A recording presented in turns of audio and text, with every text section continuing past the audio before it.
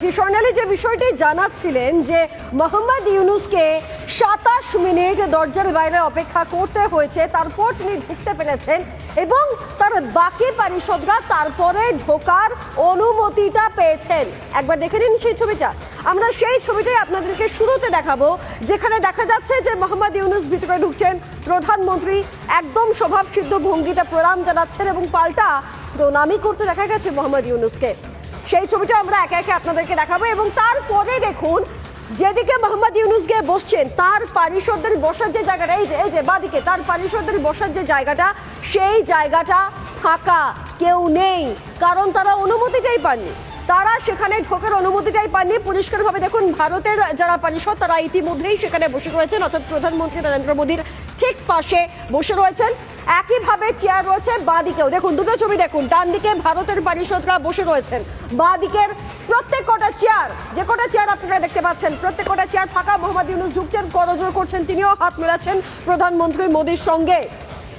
এরপরে যখন অনুমতিটি পান মোহাম্মদ ইউনূস অনুরোধ করার পর, সেই অনুরোধ করার পর অনুমতি মেলার পর তারপর গিয়ে তার পারিষদরা ভিতরে বসেন এবং তার পাশাপাশি আমরা আপনাদেরকে দেখাচ্ছি মোহাম্মদ ইউনূস দীর্ঘ অপেক্ষার পর, মাথায় রাখবেন ওদের ওই জুলাই বিপ্লবের নামে আদতে যে সন্ত্রাসটি চলেছে, তারপর প্রধান উপদেষ্টা হিসেবে যে মোহাম্মদ ইউনূস এসে বসেছেন, তারপর প্রথমবার মোহাম্মদ ইউনূস দেখা করার সুযোগ পেলেন প্রধানমন্ত্রী মোদীর সঙ্গে। আচ্ছা, খুব স্বাভাবিকভাবেই প্রশ্ন ওঠে যে এই বৈঠকে মূলত কোন কোন বিষয় নিয়ে আলোচনা হয়েছে, কোন কোন বিষয়গুলো গুরুত্ব পেয়েছে।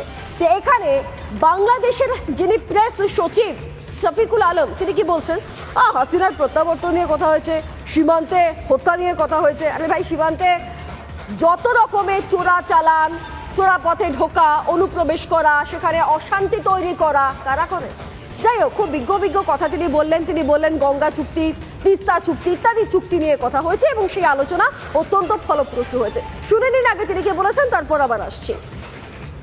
আমাদের সাথে যে পারস্পরিক স্বার্থ সংশ্লিষ্ট যতগুলো ইস্যু ছিল সবগুলো নিয়ে কথা হয়েছে এবং আমরা আমাদের যেগুলো স্বার্থ সংশ্লিষ্ট যতগুলো বিষয় ছিল সবগুলো বিষয়ই আমাদের চিফ অ্যাডভাইজার মহোদয় সেই মিটিংয়ে বলেছেন। যেমন শেখ হাসিনা প্রত্যর্পণ বিষয়ে কথা হয়েছে, শেখ হাসিনা যে ওইখানে বসে অনেক ধরনের ইনসেন্ডিয়ারি কমেন্ট করছেন সেগুলো বিষয়ে কথা হচ্ছে, বর্ডার কিলিং নিয়ে কথা হয়েছে, আমাদের দুই দেশের মধ্যে যে গাঞ্জেস ওয়াটার ট্রিটিটা আপনি জানেন যে নতুন করে এটার এক্সপায়ার হয়েছে, নতুন করে ট্রিটিটা হওয়ার আবার কথা হচ্ছে, এবং তিস্তা ওয়াটার, এগুলো সবগুলো নিয়েই কথাবার্তা হয়েছে। আমি বলবো যে মিটিংটা খুবই কনস্ট্রাকটিভ, প্রোডাক্টিভ এবং ফ্রুটফুল হয়েছে। নানা